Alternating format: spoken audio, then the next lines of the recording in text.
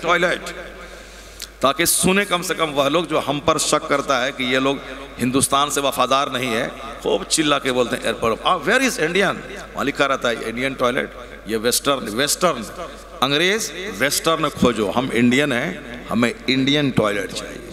اصل میں انڈین تو ہم ہیں، انڈین کا استعمال کرتے ہیں، اور تم لوگ تو ویسٹ انگریز کے غلام ہو، اسی لیے تم لوگ کو کموڈ چاہیے۔ تو اس معنی کر بھی پیورلی انڈین تو ہم ہی لوگ ہیں۔ عمر تھوڑی بڑھے گی تو یہاں کا گریس ختم ہو جائے گا، یہاں کا جب گریس ختم ہوگا تو پھر آپ انڈین ٹوائلٹ میں بیٹھ نہیں پائیں گے، آپ یہ جیسے لگا یہ ٹوٹ جائے گا۔ اور ابھی یہ مرض بڑھ گیا، 40 سال کے بعد سے ہی گھٹنا اور ٹخنے کا درد شروع ہوتا ہے۔ لیکن جو شخص زمین میں بیٹھنے کا عادی ہو، اب بچپن سے نماز پڑھتا ہو، جس نماز میں اسٹینڈنگ، ریکلائننگ اور کیا ہے کہ سجدہ، سیٹنگ، یہ ساری چیزیں ہیں، تو نماز کا جو عادی بچپن سے ہوگا وہ 90 سال کی عمر تک بیٹھ کے نماز پڑھتا رہے گا۔ آج آنکھ 40 سال کے بعد آنکھ شارٹیج کر رہی ہے، چشمہ لگائیے یا پھر موتیابند کا آپریشن کروائیے، لیکن یہ تجربے سے ثابت ہے کہ جو بچپن سے قرآن کریم کے مطالعے کا عادی ہے، قرآن شریف پڑھتا ہے، 90 سال کی عمر میں بھی آج ایسے لوگ موجود ہیں جو بغیر چشمے کے قرآن شریف پڑھتے ہیں۔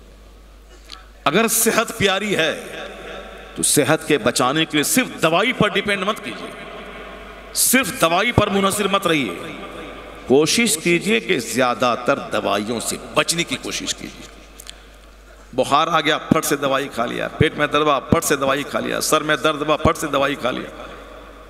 آج جو کڈنی خراب ہو رہی ہے زیادہ، اس میں سب سے زیادہ ان دوائیوں کا ہاتھ ہے، جو دوائیاں درد کو ختم کرنے کے لیے پیدا ہوئی۔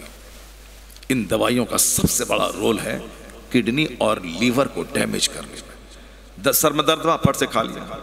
ہم لوگ آج 54 سال کی عمر کے ہو گئے، سر کا درد بچپن میں بہت ہوتا تھا، اور ابھی تو اللہ کا شکر ہے نہیں ہو رہا ہے، لیکن اس وقت بھی درد جھیل لیتے تھے، 2-3 دن تک پریشان رہتے تھے، لیکن دوائی نہیں کھاتے تھے۔ اور آج الحمدللہ 54-55 سال کی عمر ہو گئی، آج بھی چھوٹے چھوٹے لوگ سر میں درد، دوائی کھا لیا، پیٹ میں درد، دوائی کھا لیا، لوز موشن ہوا، پھر سے دوائی کھا لیا۔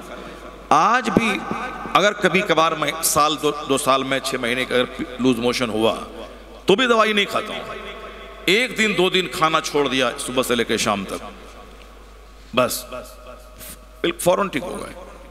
بخار آیا، بس پھٹ سے دوائی کھا لیا۔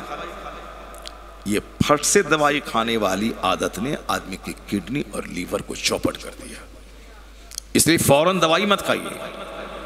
جہاں سر میں درد ہو، اس کا تجربے کا علاج میں بتاتا ہوں۔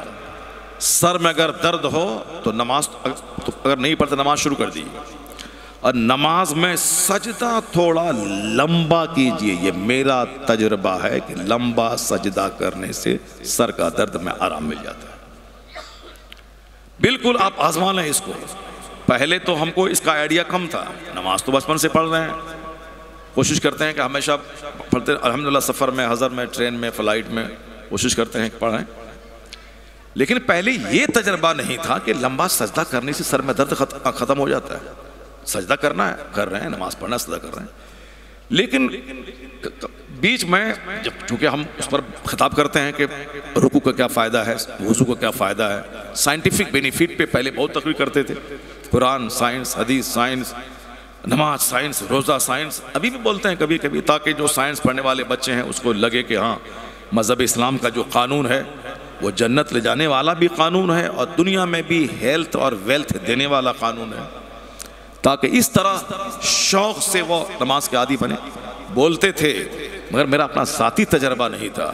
جب ایک بار سر میں شدید درد ہوا اور میں نے سجدہ تھوڑا لمبا کیا، اس کے بعد ریلیف محسوس ہوا، پھر اس کے بعد سے میں لوگوں کو کہتا ہوں کہ سر میں درد ہو تو فوری دوائی نہیں کھائیں، کوشش کریں کہ سجدہ آپ کا لمبا ہو جائے، اس لمبے سجدے کی برکت سے سر کا درد ختم ہو جائے۔ میں نے 1-2 آدمی سے کہا، اس نے بھی اس کو آزمایا، آزمانے کے بعد اس نے مجھ کو کہا فون کر کے کہ حضرت آپ کا نسخہ بڑا کارآمد رہا۔ میں نے اس کو آزمایا اور واقعی ایسا کیوں ہوتا ہے، اس میں کارن تو بہت سارے ہیں. ایک کارن یہ ہوتا ہے کہ آدمی لگاتار کھڑے رہنے کی وجہ سے اس کے دماغ کی ساری رگوں میں اوور فل ہو کر بلڈ نہیں پہنچ پاتا ہے, لگاتار کھڑے رہنے کی وجہ سے. آج کل جو اسکن ڈیزیز ہے, چمڑی کی بیماریاں جیسے دنائی, کھجلی, یہ ساری بیماریاں بھی بلڈ کے نہیں پہنچنے کی وجہ سے ہوتا ہے. میں نے ایک جگہ پڑھا کہ امریکہ میں ایک شخص کہا کہ ہمارے امریکی بھائی چہرے کے پوکس کی بیماری ملوث ہیں, چہرہ خراب ہو رہا ہے. ارب پتی گھرانے کی بیٹیاں کثرت سے کیمیکل استعمال کرنے کی وجہ سے خوبصورت بننے کے لیے جو بھی اس کے آئٹمز ہیں, سامان استعمال کرنا, لوشن وغیرہ, اس کی وجہ سے ان کا چہرہ اور داغدار بدنما ہو جاتا ہے, یعنی چہرے پہ دانے نکل جاتے ہیں. بعض چہرہ اچانک نظر پڑ گئی, ایسا لگا جیسے پورا ارب پتی فلائٹ سے سفر کر رہے ہیں اور پورا چہرہ بالکل دانے سے داغدار ہے. اس میں ایک کارن تو ہے کہ چہرے کی رگوں میں بلڈ نہیں پہنچتا ہے, اور دوسرا کارن ہے کہ خطرناک کیمیکل, یعنی ایک ایک گھنٹے تک آئینے میں کھڑے رہ کر یہ لگایا پھر پوچھا, یہ لگایا پھر پوچھا, یہ لگایا پھر پوچھا, جیسے بیوٹی پارلر وغیرہ میں ہوتا ہے. ہم لوگ تو صاحب تیل لگایا, ایسے تیل لگانے سے بال کالا ہو جاتا ہے, تیل لگانے سے سر ہلکا ہوتا ہے, کنگھی مارا, تیل لگایا, بس ہو گیا, وضو کیا, اپنا چہرہ چمک گیا. اور یہاں خواتین کو جا کے دیکھ لیں, ایک بازار شادی میں جانا تو 1 گھنٹے تک سجنا سورنا ہے, یہ کپڑا پوچھنا, وہ کپڑا پوچھنا, یہ لگانا ہے, وہ لگانا, 1 گھنٹے تک کھڑی ہے, ایسے کنگھی ویسے کنگھی, پھر ایسے کنگھی ایسے کنگھی, پھر آنکھ ہے, ناک ہے, بھوں ہے, پیشانی ہے, یہاں کچھ کالا لگا اس کو رگڑنا ہے, یہاں لگانا. واش روم میں کبھی پہنچ جائیں تو 50 طرح کے ڈبے وہاں رہتے ہیں, پتہ نہیں 50 ڈبے میں کیا ہوتا ہے. دوسروں کے لیے سجنے دھجنے والی میری ماں بہن بیٹیاں سن لیں, سجنا سورنا اچھا ہے لیکن صرف اپنے شوہر کے لیے. جو دوسروں کے لیے سج دھج کر گھر سے باہر نکلتی ہے, شیطان اس کو جھانک جھانک کے دیکھتا ہے. اور اس کے بارے میں حدیث میں آیا ہے کہ آقا علیہ السلام نے فرمایا ہے, ایسی ہے وہ ایسی ہے. کیا مطلب؟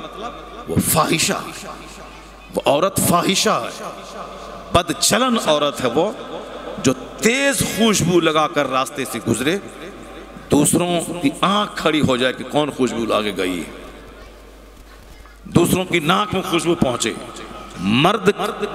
مرد کی خوشبو جس کی خوشبو پھیلے, عورت کی خوشبو جس میں رنگ تو ہو مگر خوشبو نہ ہو. شوہر کے لیے سجنا, شوہر کے لیے رات میں کنگھی کرنا, یہ تو درست ہے, لیکن دوسرے مردوں کو دکھانے کے لیے اگر ایسا کر رہا ہے, اس کے بارے میں حدیث میں آیا ہے وہ ایسی ہے ایسی ہے. کیا مطلب؟ بد چلن ہے, فاحشہ عورت ہے وہ.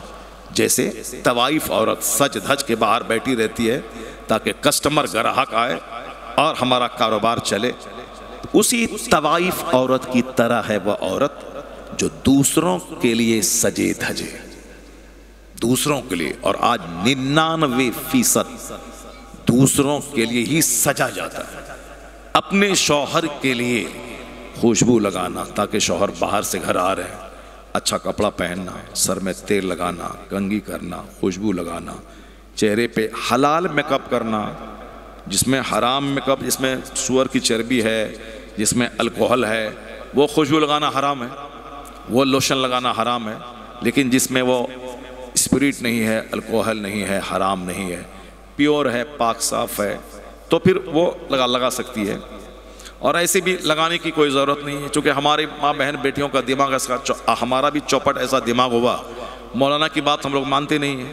سائنس نہ کچھ بول دیا تو پھر ارے ڈاکٹر بولا ایسا کرنا ہے, ڈاکٹر بولا ایسا کرنا ہے, تو ڈاکٹر کی بات زیادہ مانتے ہیں, عالم کی بات کم مانتے ہیں. امریکہ کی ایک عورتوں کی تنظیم کی سرکردہ لیڈر ہے, اس نے یہ اسٹیٹمنٹ دیا ہے کہ مسلمان عورتیں اس کو زیادہ لوشن لگانے کی ضرورت نہیں.